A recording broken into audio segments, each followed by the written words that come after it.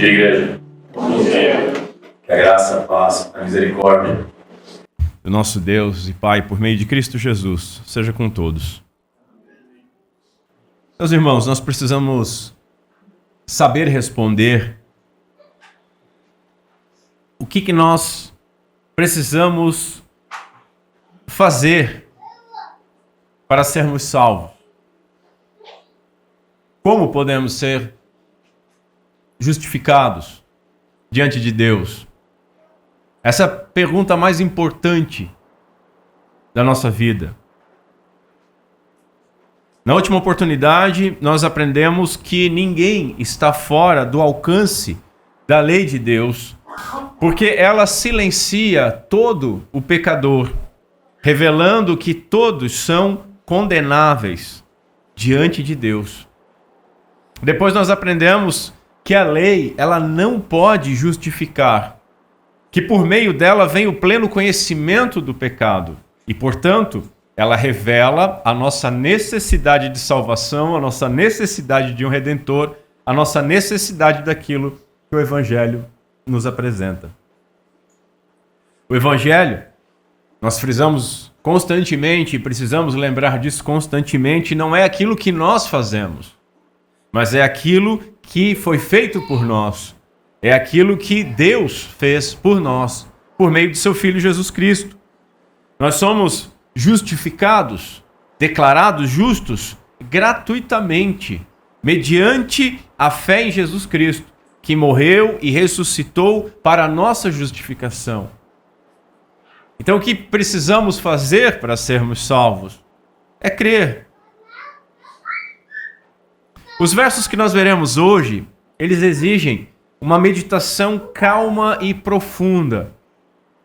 Talvez sejam os mais importantes da Escritura, se é que nós podemos dizer que alguma parte é mais importante, mas é um eixo de onde nós podemos compreender todas as cartas de Paulo, o Antigo Testamento e o Novo Testamento convergindo para isso.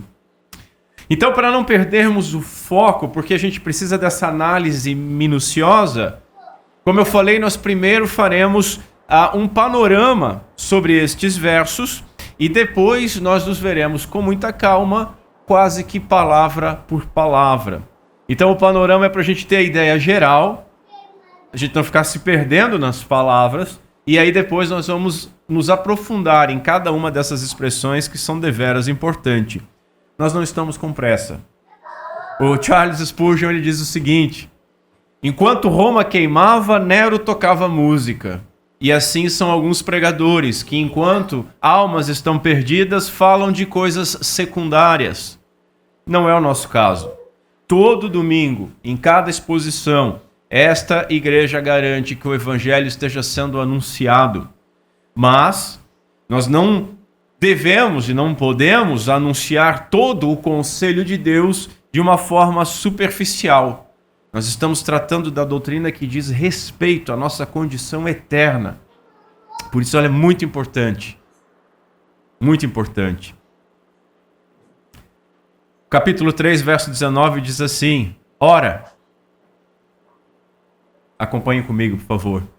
Ora, sabemos que tudo o que a lei diz é ao que estão debaixo da lei que ela diz, para que toda boca se cale e todo mundo seja condenável diante de Deus. Porque ninguém será justificado diante de Deus pelas obras da lei, porque pela lei vem o pleno conhecimento do pecado. Mas agora, sem a lei, se manifestou a justiça de Deus, sendo testemunhada pela lei e pelos profetas. Isto é, a justiça de Deus mediante a fé em Jesus Cristo, para todos e sobre todos os que creem, porque não há diferença, porque todos pecaram e estão destituídos, têm falta, estão privados da glória de Deus, sendo justificados gratuitamente por sua graça, por meio da ou mediante a redenção que há em Cristo Jesus, a quem Deus apresentou como propiciação no seu sangue, mediante a fé, para manifestar a sua justiça, por ter Deus, na sua paciência, deixado impunes os pecados anteriormente cometidos, para a demonstração da sua justiça nesse tempo presente, para que ele seja justo e justificador daqueles que têm fé em Jesus Cristo. Até aqui. Vamos ao Senhor em oração, curve sua cabeça. Bendito Deus e Pai do nosso Senhor Jesus Cristo, em nome dele, do teu Filho, Senhor, que nós nos aproximamos de ti agora, no poder do Santo Espírito de Deus, para clamarmos que teu Santo Espírito nos auxilie no entendimento destas palavras tão importantes registradas na tua Escritura Sagrada. Senhor, nos auxilia, por meio do teu Santo Espírito, a compreender, a crer, a guardar em nossos corações como algo que nos traga esperança e força diante de qualquer vicissitude que passarmos. A confiança plena na justificação que vem por meio da obra de Jesus Cristo, que nos é concedida por graça, mediante a fé. Nos ajuda, Senhor, a expor também essas palavras. Que a glória do nome do teu Filho seja exaltada, a tua bondade, a tua graça e misericórdia sejam exaltados. E nós possamos cantar de júbilo por tão grande salvação que nos é apresentada. Pedimos isso em nome de Jesus Cristo. Amém. Irmãos, hoje nós veremos então que a condição do homem diante de Deus, ela é desoladora. O homem é um pecador condenado e a lei não pode justificá-lo, simplesmente aponta o seu pecado, revela o seu pecado. Contudo, diante da nossa falência espiritual, nós lemos: mas agora se manifestou a justiça de Deus. Veremos o que Paulo quis dizer com estas palavras. Como Deus pode salvar pecadores sem deixar de ser justo, que é a doutrina da justificação. E por fim, como que a justiça que vem de Deus é imputada a nós por meio da fé. Que o Espírito Santo nos auxilie nesta manhã. Vejamos em primeiro lugar o homem diante de Deus, relembrando o que nós já vimos nos versos 19 e 20. A condição do homem. Veja, Paulo ele conclui nos versos 19 e 20 o pensamento que ele tem desenvolvido desde o capítulo 1, verso 18. Lá ele escreveu o seguinte: porque a ira de Deus é revelada dos céus contra todo tipo de impiedade e injustiça dos homens que mantêm a verdade prisioneira da sua injustiça. Aqui no capítulo 3, no verso 9, Paulo escreve: já temos demonstrado que todos, tanto judeus quanto não judeus, estão debaixo do pecado. Paulo então ele provou que todos os homens, de todas as raças, de todas as classes sociais, de todos os credos, crenças e culturas, tanto judeus quanto não judeus, tanto aqueles que são imorais como aqueles que são moralistas, tanto os religiosos quanto os ateus, todos, sem exceção, são pecadores, culpados, indesculpáveis, sem defesa diante de Deus. Eis o quadro terrível e desolador com que Paulo descreve a situação da raça humana em Romanos, desde o capítulo 1 até o verso 20 do capítulo 3. Em segundo lugar, vemos que a lei não justifica, ela revela o pecado. Vimos que o propósito da lei é revelar o quanto que nós somos pecadores, para que toda boca se cale, diz Paulo, e todo mundo seja condenável diante de Deus, porque ninguém será justificado diante de Deus pelas obras da lei. Por quê? Porque pela lei vem o pleno conhecimento do pecado.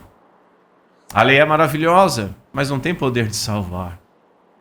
Não é a função da lei.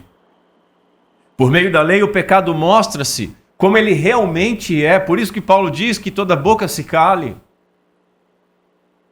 Nós não somente somos indesculpáveis, mas a lei nos mostra e nos prova que nós somos indesculpáveis. O caráter santo da lei, refletindo a santidade, a beleza da santidade de Deus, faz com que cada ação, cada pensamento e cada um dos nossos desejos seja avaliado por esse padrão e de tal maneira reprovado. E isso é muito importante que nós entendamos. Ninguém pode ser considerado um cristão sem entender a própria falência espiritual. Eu não acredito naquele tipo de cristianismo onde as pessoas se achegam a um Salvador com um discurso e uma ideia de que não são tão más assim, de que elas podem fazer alguma coisa para auxiliar na sua salvação, que elas podem impedir a sua salvação, e por aí vai. Puritano Jonathan Edwards, ele escreveu o seguinte: eles, os homens, precisam ter consciência de que são filhos da ira, de que a lei é contra eles, de que eles estão expostos à maldição da lei e que a ira de Deus permanece sobre eles, que Deus está irado com eles todos os dias enquanto eles estiverem debaixo da culpa do pecado. Eles precisam ter consciência, continua o puritano, de que é algo muito terrível ser objeto da ira de Deus, que é muito terrível ter Deus como inimigo, e que eles não são, que ninguém é capaz de suportar a ira de Deus. As pessoas precisam compreender isso. Essa é a condição onde se forja um cristão. Contudo, o cristianismo tem sido barateado. Jesus é oferecido para que as pessoas possam resolver seus problemas, obterem coisas. Talvez você mesmo tenha vindo para a igreja para resolver um problema, talvez se livrar de um vício ou ser abençoado. E vejam, essas coisas não são más em si mesmas. Mas, nas palavras do Dr. Lloyd Jones, a função principal do Evangelho não é distribuição de bênçãos, e sim nos reconciliar com Deus. Diante daquilo que a Bíblia revelou, nós entendemos que estamos condenados. E essa é a principal coisa que nós precisamos compreender. Até esse ponto, o caso é desesperador, porque não há a menor esperança de salvação. Então a pergunta que nós devemos fazer é: como podemos ser salvos?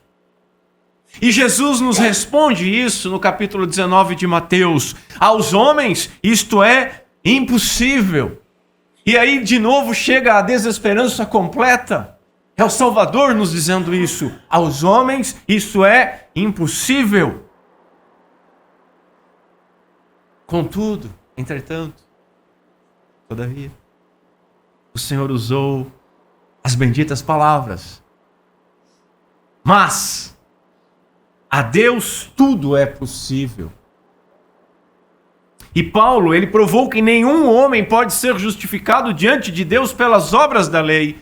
Então, ele também usou esta bendita palavra, mas.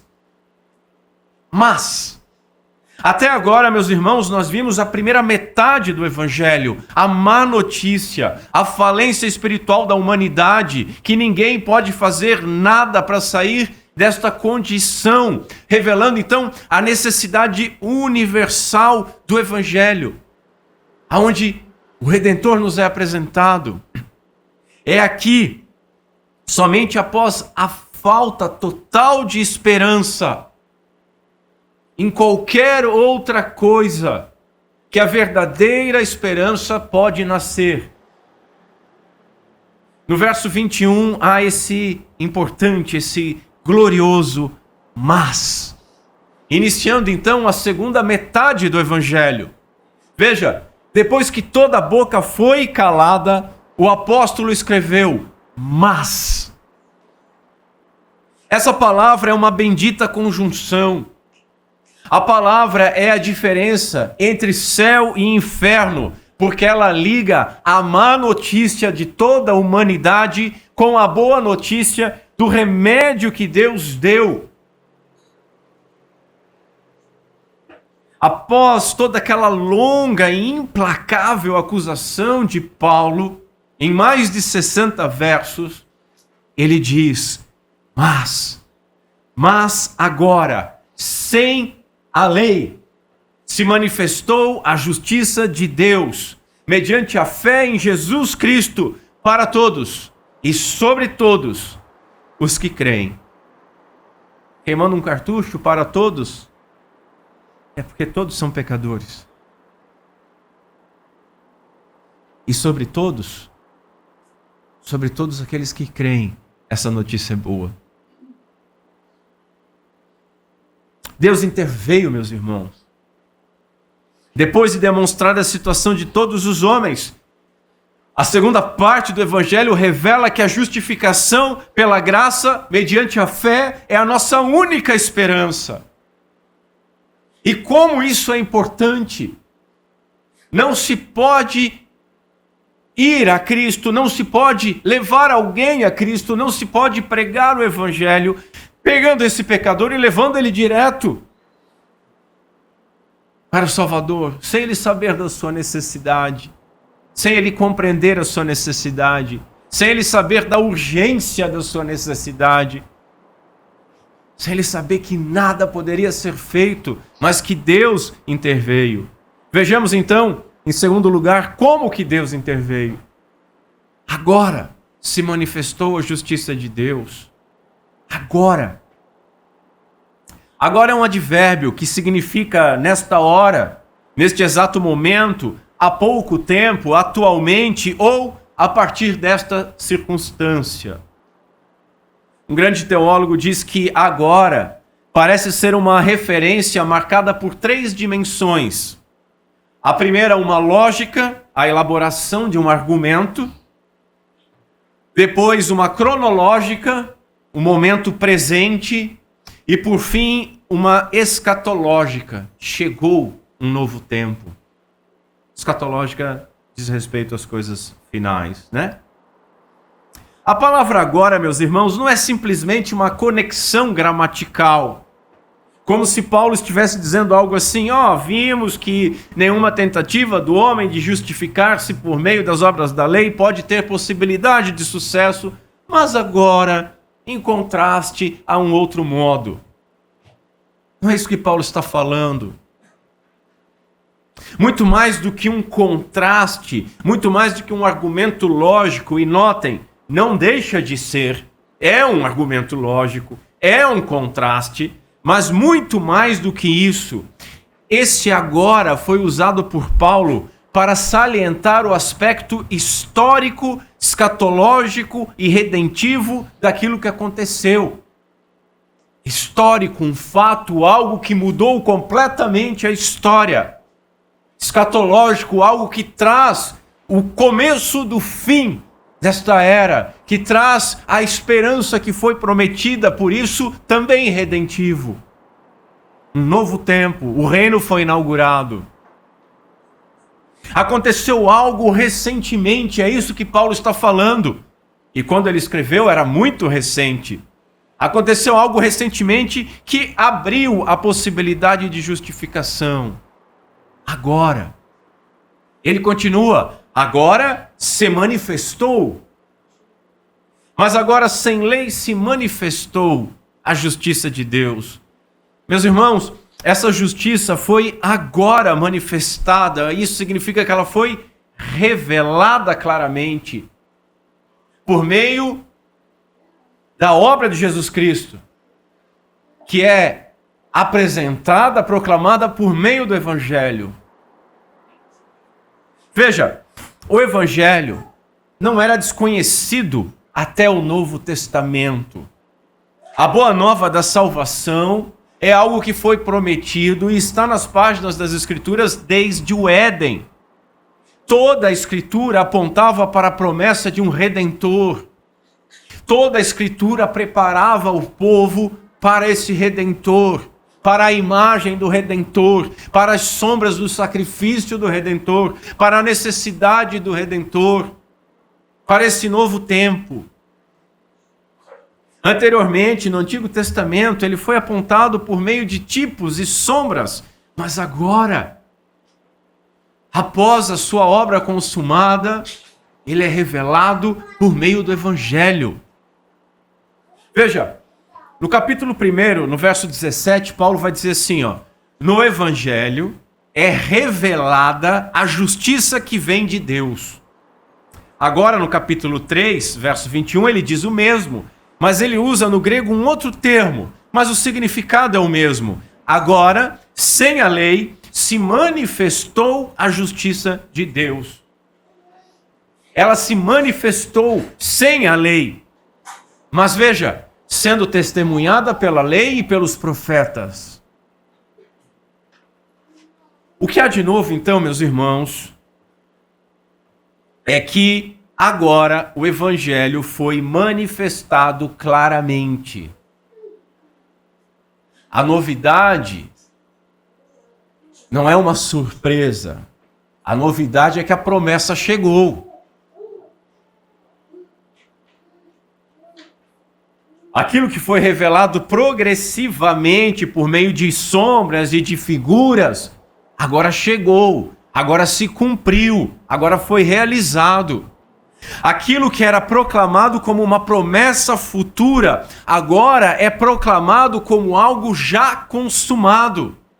Se manifestou.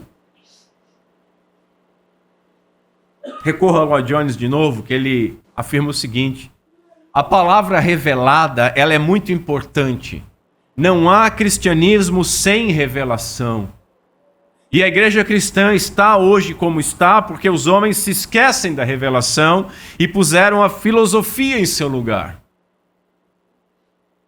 E ele viveu um pouco do movimento carismático e mal sabia que eles iam ainda perverter o termo revelação, iam trazer toda sorte de adivinhação e bobagem sendo proclamado como Deus me revelou. Miséria humana. Deus seja misericordioso com a miséria destes homens. O mundo naturalmente despreza a revelação de Deus, mas infelizmente a igreja tem feito o mesmo. Se não é esse espírito adivinhador, meio feiticeiro, meio bruxo, é com filosofia, é com heresia, é com outras formas de misticismos, é com formas de autoajuda, discursos vãos, coisas assim têm encoberto o evangelho que foi revelado, tem coberto e impedido este evangelho de ser proclamado puramente, e sendo assim, de ser crido, e sendo assim, de salvar. Essas coisas são como entulhos, e homens como entulhos se colocam na entrada do caminho, não entram e não deixam quem quer entrar.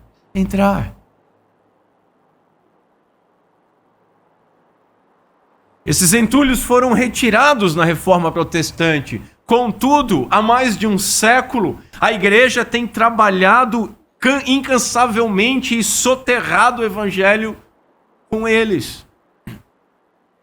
Quando eu digo a igreja, eu digo num geral. Porque a igreja do nosso Senhor Jesus Cristo vai muito bem, obrigado. O evangelho foi prometido, meus irmãos, e agora foi manifestado. Mas agora, sem lei, se manifestou a justiça de Deus. O que é essa justiça de Deus? Vejamos. Nós precisamos compreender corretamente essa expressão. Porque se não entendermos, nós teremos sérias dificuldades para entender a carta de Paulo aos Romanos e para entender as demais cartas de Paulo. Veja, Lutero, ele se converteu entendendo exatamente o que Deus quis dizer com justiça de Deus. Essa foi a virada de chave de Lutero. Essa doutrina é a base do Evangelho. Ela foi o cerne da Reforma Protestante, que resgatou a doutrina da justificação pela fé. Sobre essa doutrina, tanto Lutero quanto Calvino e tantos outros afirmaram, com palavras diferentes, que se essa doutrina permanecer, a igreja permanece. Mas se essa doutrina cair, a igreja cai com ela. E como é triste nós vermos o total desconhecimento de grande parcela da cristandade, daquilo que se chama igreja hoje, que ignoram em absoluto o que significa a doutrina da justificação pela fé e o que significa a justiça de Deus. É uma doutrina graciosa que traz paz, alegria e segurança ao crente. Então vejamos primeiro o que Paulo não está dizendo aqui. Perdão. Veja, nós estamos tratando do Evangelho. Portanto, Paulo ele não pode estar falando aqui, em justiça de Deus, de um atributo de Deus.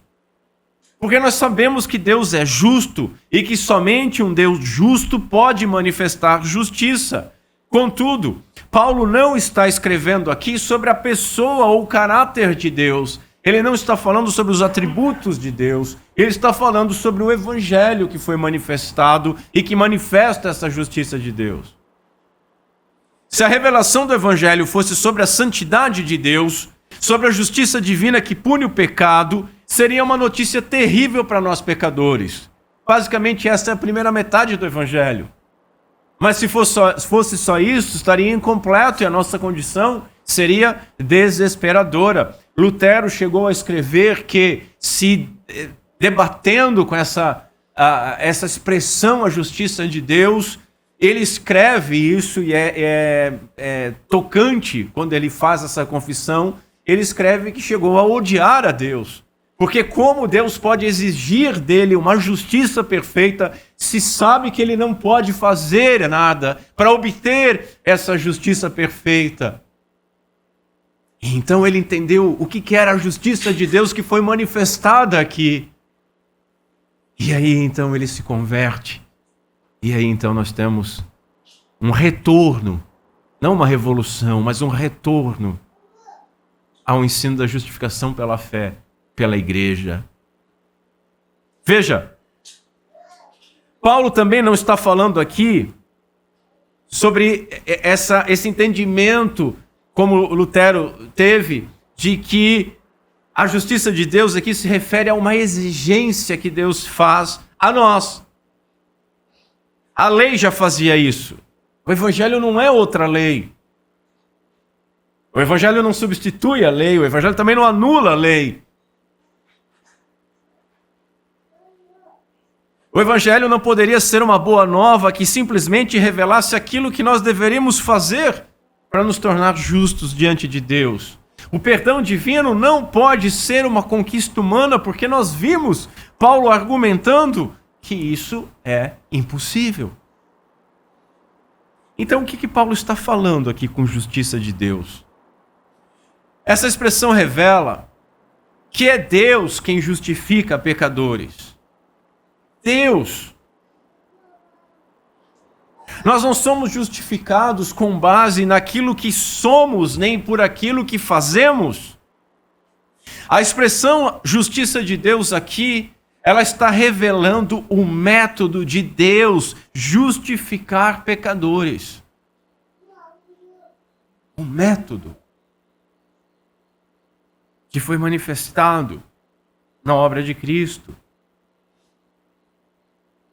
Como que um Deus justo poderia perdoar pecadores sem deixar de ser justo?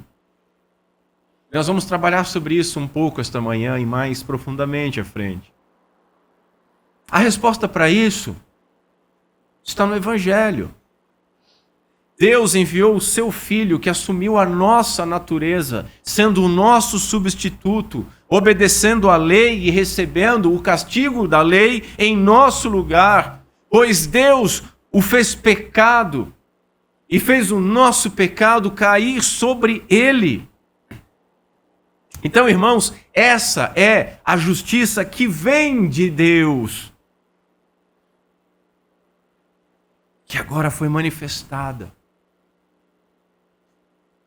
Vem de nós, vem de Deus, vem de fora. Nós somos declarados justos e tratados como tais, não pelo nosso mérito, mas com base na justiça perfeita de Jesus Cristo. E note, nós somos declarados justos, não feitos justos. Em terceiro lugar, a condição daqueles que creem. Paulo vai escrever lá em 2 Coríntios, capítulo 5, o seguinte: aquele que não conheceu pecado, Jesus, Deus o fez pecado por nós, para que nele, em Cristo, nós fôssemos feitos justiça de Deus. Olha que maravilha isso. A forma como Deus age, que foi revelada, ela faz com que nós também sejamos a justiça de Deus manifestada. A expressão justiça de Deus aqui se refere à condição concedida àqueles que crerem na obra redentora de Jesus, aqueles que tiverem a justiça de Cristo imputada a eles. Eles são a justiça de Deus. Sobre estes, Paulo escreve: agora já não há mais nenhuma condenação, Romanos 8. Porque sobre estes, eles foram justificados pela fé e têm paz com Deus por meio do nosso Senhor Jesus Cristo, conforme Romanos 5. Paz com Deus. Nos versos 25 e 26, Paulo afirmou que Cristo é aquele a quem Deus apresentou como propiciação no seu sangue, mediante a fé, para manifestar a sua justiça, por ter Deus, na sua paciência, deixado impunes os pecados anteriormente cometidos, para a demonstração da sua justiça neste tempo presente, para que ele seja justo e o justificador daquele que tem fé em Jesus Cristo. Vejamos assim, como que Deus salva pecadores sem deixar de ser justo. Em primeiro lugar, porque a sua lei, a lei de Deus, foi cumprida por Jesus Cristo. Deus é justo e Ele tratará as pessoas conforme aquilo que elas merecem. Sendo justo, Deus odeia o pecado e não inocenta o culpado. Vimos no capítulo 2, não há parcialidade em Deus, não há erro em seu julgamento. Ele julgará a todos, sem acepção de pessoas, conforme a verdade. É isso que Paulo vai argumentar grande parte do capítulo 2. Veja,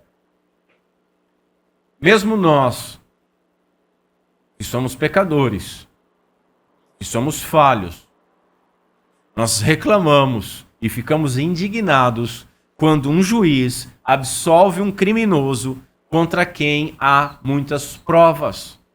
Não ficamos? Como? Como que esse juiz vai absolver, dizer que essa pessoa não é culpada se todas as evidências mostram que são? Não é terrível você ter que se bater para declarar a sua motinho? E ver um juiz entregar uma lancha e um helicóptero para um traficante, soltá-lo e entregá-lo, e não precisou justificar de onde que veio aquele dinheiro, né? A gente fica indignado com isso. E nós somos pecadores. Agora, será que nós somos melhores que Deus? Será que Deus seria um juiz injusto? Meus irmãos, longe de nós tal pensamento. Mas veja bem, ainda assim, hoje, dentro das igrejas, muitos creem que Deus simplesmente perdoa o pecador.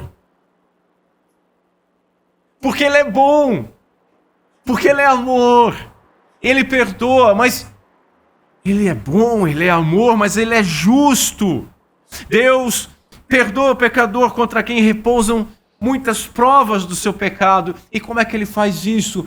No seu amor, Ele varre para debaixo do tapete, Ele deixa para lá, Ele é tão bom. Ele é amor. Irmãos, muitas vezes nós temos uma ideia de Deus errada e fazemos um Deus muito pequeno no nosso imaginário. Agostinho tem uma frase que eu não vou saber a ordem correta, mas que vai trabalhar mais ou menos a seguinte ideia: Senhor, eu devo te adorar primeiro ou te conhecer primeiro? Agora, se eu te adorar primeiro sem te conhecer, eu corro o risco de adorar outro que não é tu, Senhor. E tem muita gente que está fazendo exatamente isso. Como Deus é bom e maravilhoso, Ele perdoa o pecado. Só absolve, Ele... Assim, meus irmãos, nós lemos em Números 14, só um exemplo, que diz o seguinte: o Senhor, o Yahvé, não tem por inocente o culpado. E aí nós estamos num problema aqui, porque como é que Deus vai justificar uma pessoa pecadora sem deixar de ser justo? Se Deus vai salvar pecadores, Ele vai ter que fazer de uma forma que não possa ser considerada injusta. Ele não pode fazer absolutamente nada que seja contrário à sua natureza. Ele não pode simplesmente perdoar, porque isso deporia contra a sua justiça perfeita, que exige que o pecado seja punido. A justiça é um dos seus atributos. Eu não posso anular ela. Ainda mais quando nós estamos falando de salvação, de justificação. Então veja, o Evangelho, meus irmãos, ele não anulou a lei. A lei de Deus continua vigente e continua condenando. Quando Adão pecou, ele quebrou o pacto das obras. E todos nós pecamos e morremos nele. Paulo escreveu assim: assim como por um só homem entrou o pecado no mundo, e pelo pecado veio a morte, assim também a morte passou para toda a humanidade, porque todos pecaram. Todos nascemos pecadores e somos condenados pela lei. Jesus, ele também não anulou a lei. O que ele disse? Não penseis que vim revogar a lei ou os profetas. Não vim para revogar, mas para cumprir. E esse é o ponto. A lei de Deus foi obedecida pelo nosso Senhor Jesus Cristo perfeitamente. Ele cumpriu o pacto das obras perfeitamente. O pacto das obras, quando foi quebrado, ele não foi anulado. A única coisa é que ninguém mais poderia ser justo por este meio, porque todos nasciam pecadores, condenados. Toda a nossa geração é uma geração ordinária. Nascemos de um pai e uma mãe pecadores. E aí os nossos símbolos de fé vão falar a respeito de Jesus e por que ele poderia cumprir a lei. Porque ele nasce de geração não ordinária, sobrenatural. Numa mulher, sim, mas com semente do Espírito Santo de Deus. Ele não nasce pecador. E veja, Maria, grande mulher, nossa grande irmã, não mãe, irmã, mas ela não precisava não ter pecado, como a doutrina católica diz. que para gerar Jesus sem pecado, ela não deveria ter pecado. Então a mãe dela também não deveria ter pecado, a gente vai chegar em Eva. Então Eva não pecou. Né? Não vai dar certo essa matemática. Mas a geração de Jesus Cristo é não ordinária como a nossa, é sobrenatural. A sombra do Espírito Santo a cobriu e gerou nela essa semente maravilhosa do nosso Redentor. Então Jesus, ele cumpriu o pacto das obras em nosso favor. Ele poderia, nenhum homem mais poderia. E o pacto das obras, ele continua, assim com a lei, condenando toda a humanidade.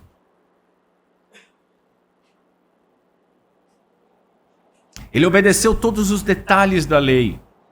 Ele recebeu o castigo pela quebra da lei. Deus pode, então, por intermédio de Cristo, perdoar o maior pecador sem qualquer prejuízo à honra da sua majestade. Escreveu o puritano Jonathan Edwards. Porque a honra da majestade divina requer de fato satisfação. Porém, os sofrimentos de Cristo repararam totalmente o dano. Os sofrimentos de Cristo, eles satisfazem plenamente a justiça de Deus, como supremo governante e juiz da terra, exige a punição do pecado. O supremo juiz precisa julgar o mundo segundo uma regra de justiça.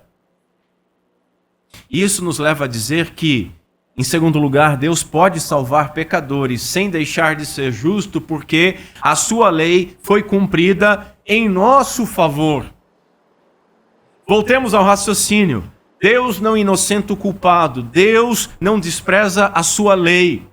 Um Deus justo deve punir o pecado. Os pecadores merecem a punição da lei. Ela não foi abolida. Quando tudo parece perdido, quando tudo está numa situação desesperadora, ecoam aquelas palavras. Mas, agora, sem a lei, se manifestou a justiça de Deus, mediante a fé em Jesus Cristo.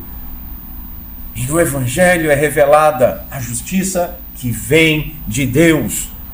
A lei foi cumprida por Jesus Cristo em nosso favor. Ele é o nosso substituto. A salvação, meus irmãos, é de graça, mas não foi de graça. Ela nos vem de graça, mas ela custou muito caro. Deus puniu o seu Filho. Jesus morreu, se entregou, sangrou até a última gota de sangue. Ele foi feito maldição em nosso lugar. O castigo que nos traz a paz estava sobre ele, que levou sobre si os pecados do seu povo. Jesus, ele recebeu a punição em nosso lugar, satisfazendo perfeitamente a exigência da lei de Deus.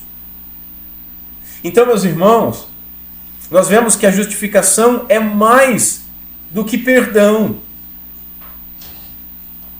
A justificação inclui o perdão e, portanto, é maior que ele.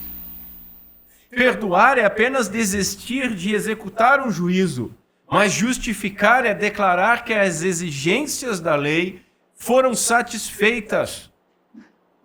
Deus não desistiu delas. Que Deus não desistiu delas.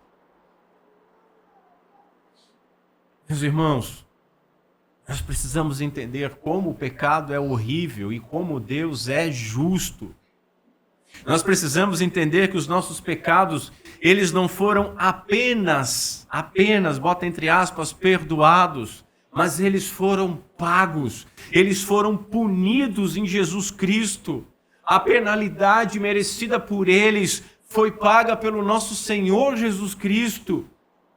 Deus, ele não apenas perdoou os nossos pecados, ele puniu os nossos pecados, mas ele puniu esses pecados em Jesus Cristo e puniu todos os nossos pecados.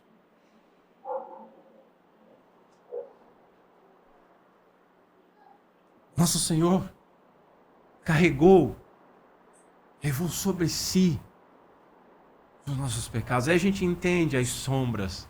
O cordeiro perfeito que era sacrificado. O cordeiro que deveria ser comido. O bode expiatório onde eram lançado, impostas as mãos para simbolizando de lançar as culpas, e ele era solto para longe. Nosso Senhor carregou sobre si. Spurgeon vai dizer o seguinte, presta atenção, eu já li isso aqui, mas merece ser lido de novo. Deus deve revelar o seu braço e desembainhar a sua espada no céu para destruir o pecado aonde quer que ele seja encontrado. Porque Deus o fere, mesmo quando o pecado foi imputado ao seu Filho Jesus Cristo. Deus feriu Jesus Cristo por causa do nosso pecado. Continua. Se Deus fere o perfeito que leva os nossos pecados, como que ele não ferirá o pecador que rejeita o seu amor?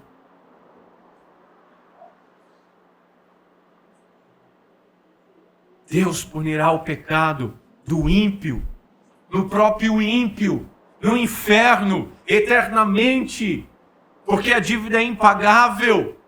Mas o crente, ele não é simplesmente perdoado. Deus puniu o nosso pecado totalmente em Cristo. Totalmente.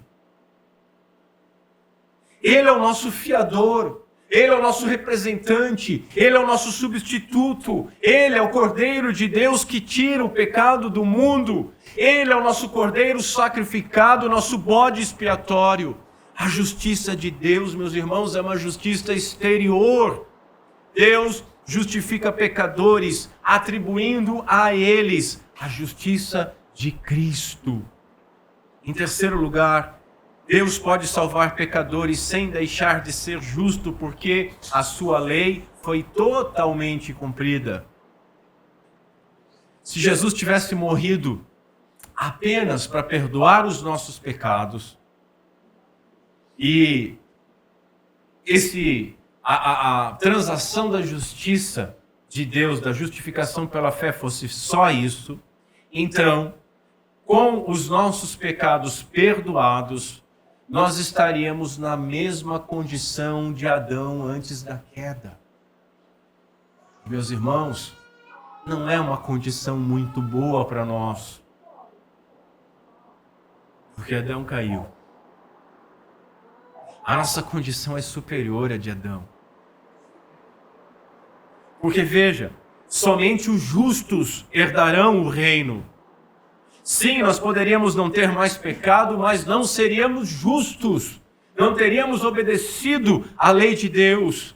Para alguém ser justo diante de Deus, precisa ter um padrão de justiça que o satisfaça. Deus somente pode aceitar uma justiça que esteja em conformidade com seu caráter santo, justo, puro.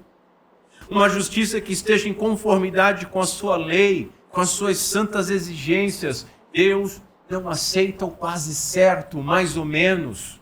Não tem jeitinho brasileiro, porque Deus não é brasileiro. Quando Cristo morreu, sim, Ele pagou a nossa dívida, Ele aplacou a ira divina, mas Ele não nos tornou justos. Nós poderíamos ainda pecar novamente e pecamos. E aí? Estaríamos debaixo da condenação justa novamente. Lembremos que o padrão de justiça exigido é impossível para o homem. E lembre, tropeçar numa vírgula da lei nos faz culpado de quebrar toda a lei. Essa, meus irmãos, é a maravilha da doutrina da justificação pela fé. Jesus, ele cumpriu a lei perfeitamente, de duas formas, passiva e ativa. Vamos ver isso. Ele cumpriu ela passivamente, submetendo-se à punição total que a lei impunha ao pecado. Ele recebeu o castigo pela quebra da lei, em obediência à lei, porque a lei dizia que aquele que pecar deve morrer. Nós lemos em Isaías 53 que Jesus foi transpassado por causa das nossas transgressões e esmagado por causa das nossas iniquidades. O castigo que nos traz paz estava sobre ele. Pelas suas feridas fomos sarados. Ele então morreu em nosso lugar, ele morreu a nossa morte como nosso substituto, como o cordeiro morria nos sacrifícios. Ele restituiu aquilo que ele não roubou, mas que nós roubamos, como nós já vimos no Salmo 69. Por quê? Porque todos pecaram e estão destituídos da glória de Deus, mas sendo declarados justificados gratuitamente por sua graça, por meio da redenção que há em Cristo Jesus. Meus irmãos, em Cristo nós cumprimos a lei perfeitamente. Cristo morreu pelos nossos pecados e nós morremos nele. Entendem isso? Mas, como eu falei, isso nos deixa na situação de Adão. Mas Jesus também cumpriu a lei ativamente. Vimos que a justiça que Deus exige foi providenciada por Ele, realizada por Jesus Cristo. E essa justiça é atribuída a nós como sendo nossa. Isso porque Jesus, ele satisfez plenamente a lei de Deus. Olha o que Paulo escreve no capítulo 2. Porque os que ouvem a lei não são justos diante de Deus, mas os que praticam a lei hão de ser justificados. E nós vimos que ninguém pode cumpri-la. Paulo não está dando uma condição de salvação, ele está acabando com a esperança de que alguém consiga ser justificado pela lei. Mas, agora, se foi manifesta a justiça de Deus. Mas Jesus, ele cumpriu a lei. Jesus, ele obedeceu ativamente cada aspecto, cada detalhe, cada vírgula, cada tio da lei. Essa justiça que ele obteve, esse mérito, é creditado, é imputado por meio do Espírito Santo a todos aqueles que creem nele. Então, assim, meus irmãos, em Jesus Cristo, nós cumprimos a lei perfeitamente. É isso que Paulo vai dizer, porque nós não estamos mais debaixo da maldição da lei, porque nós cumprimos ela perfeitamente, tanto obedecendo ela em Cristo perfeitamente, quanto recebendo a punição dela em Cristo perfeitamente. Por isso que hoje a lei não é nossa inimiga. Nós olhamos para a lei com amor, como o povo que foi redimido do Egito recebe a lei para andar nos caminhos de Deus. Nós hoje recebemos essa lei para andarmos nos caminhos de Deus. E a nossa justiça é falha, a nossa obediência é falha, mas a nossa obediência está em Cristo. Nós somos aceitos pela obediência dele, não pela nossa. Nós somos mantidos justos pela obediência dele, não pela nossa justiça. Nós somos perdoados de todos os nossos pecados por causa da justiça dele, não dos nossos méritos.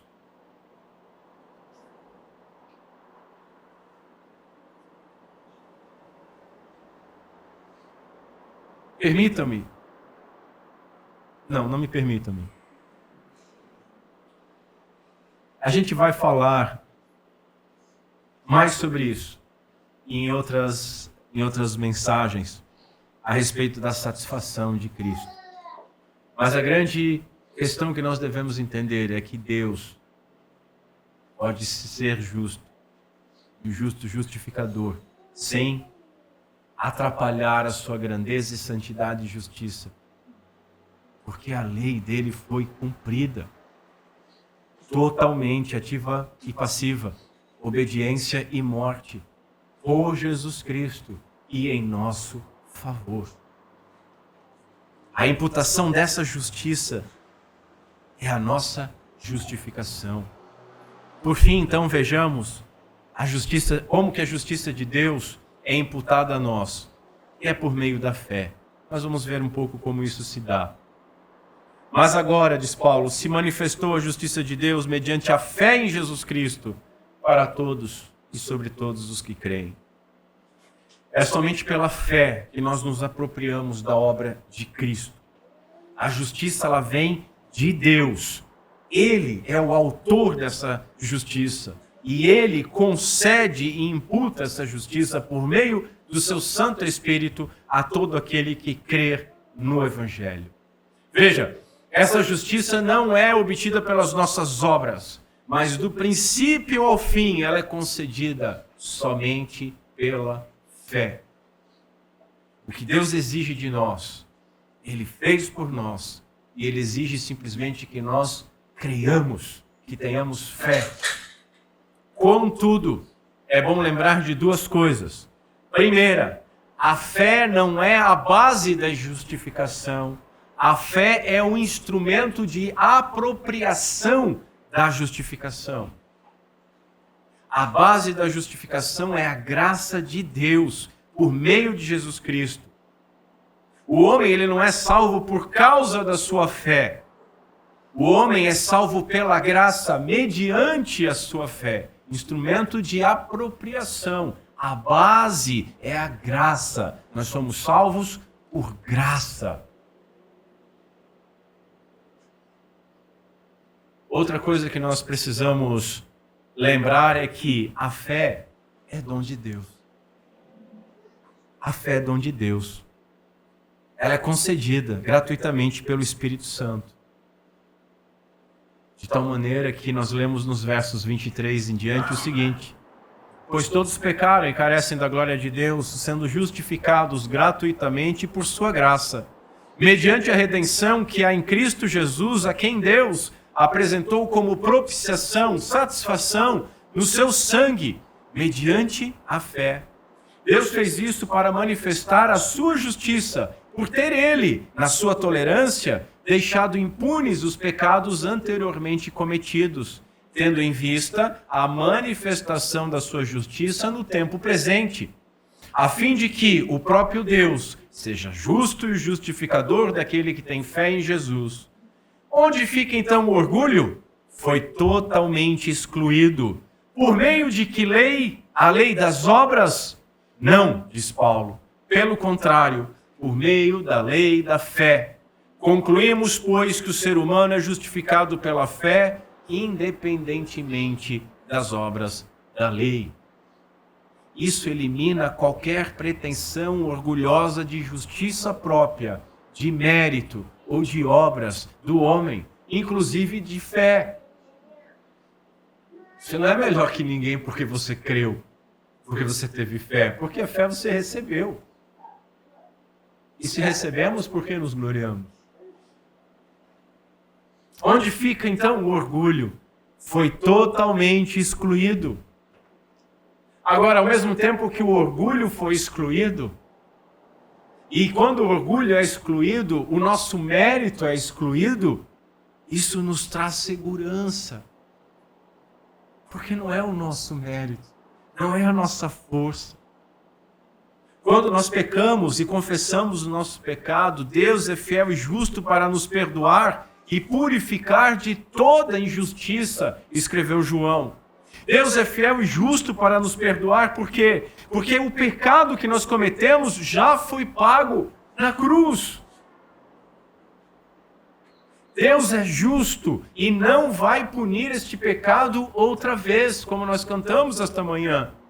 Portanto, o pecador que crê é declarado como justo por Deus, porque ele não tem mais nada que o condene. E porque ele possui o mérito da justiça e da obediência do nosso Senhor Jesus, ambos que lhe foram imputados por Deus. Pois a justiça divina foi satisfeita em todos os aspectos por Jesus. E ela é atribuída gratuitamente. Gratuitamente, é graça. Que Deus nos auxilie a entender e crer nessa gloriosa doutrina. Permitindo Deus, meus irmãos, nas próximas oportunidades, nós vamos acompanhar verso a verso e palavra a palavra essa doutrina tão gloriosa quanto fundamental. Faço apenas algumas aplicações bem gerais para nossa edificação. Primeiro, aprendemos a não confiar em religião, mérito e bondade própria. Nós dependemos totalmente da graça de Deus. A justificação não é pela lei, nem por obras, mas somente pela graça, a sua base. E ela é imputada a nós somente pela fé, como instrumento de apropriação. Outra aplicação, a obra de Jesus Cristo não é uma novidade, não é um plano B de Deus. Como nós lemos na liturgia, Jesus explicando para aqueles discípulos em Emaús, ó tardos em crer. O pacto da graça foi determinado antes mesmo do pacto das obras. Na eternidade primeira. Depois, esse pacto foi anunciado pelas Escrituras e agora se manifestou na obra de Jesus Cristo.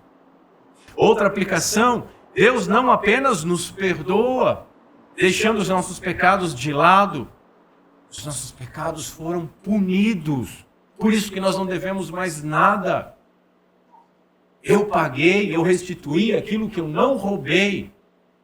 Proclamou Jesus pela pena, pelos lábios de Davi, no Salmo 69. Eles foram punidos em Jesus Cristo. Outra aplicação para nós entendermos é que justificação é muito mais que salvação. Inclui a salvação, mas inclui também a condição de justo, a condição de alguém que obedeceu toda a lei. Isso porque os nossos pecados foram imputados a Cristo e a sua obediência, o seu mérito, a sua justiça foi imputada a nós como sendo nossa. Outra coisa que precisamos entender, não fomos feitos justos, mas fomos declarados justos. É uma declaração judicial de um juiz. A santificação é que vai nos tornar justos. Contudo, essa nossa condição de justo é imutável, porque não há mais nada que nos condene. E o ser feito justos, a santificação, é inseparável daqueles que foram justificados. Mas é um processo que vai até o final da nossa vida e que só vai se concluir na glória. Essa doutrina, outra aplicação, nos conduz então à humildade. Não há espaço algum para orgulho. Alguém que se mostra orgulhoso, que diz que crê nas doutrinas da graça, que se diz reformado, que se diz calvinista, é uma bola quadrada.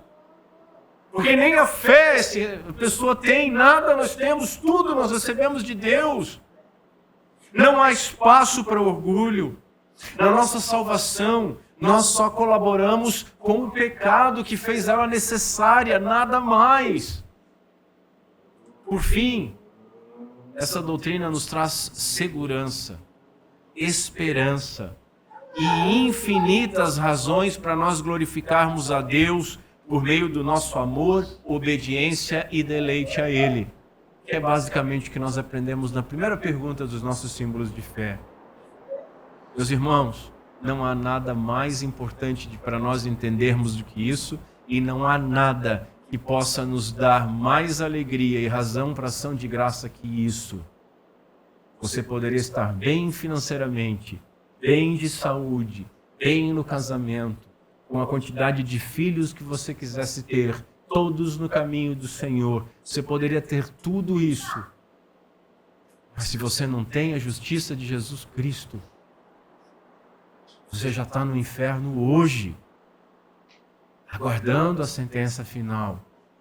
Agora, se nós temos a justiça de Cristo imputada a nós, ainda que nós estejamos com dores, ainda que estejamos doentes, ainda que estejamos desempregados, ainda que estejamos sendo perseguidos, humilhados, ainda que a barriga ronque de fome, ainda que os nossos filhos estejam afastados do Evangelho, ou que eles tenham sido levados pelo Senhor, ou que nós nem os tenhamos, nós temos razão para nos gloriar em Deus e glorificar a Deus que nos salvou em Cristo Jesus. Que isso sirva, meus irmãos, para nossa segurança, esperança e ação de graças a Deus. E que Deus Pai seja misericordioso conosco, por meio de Cristo Jesus. Amém.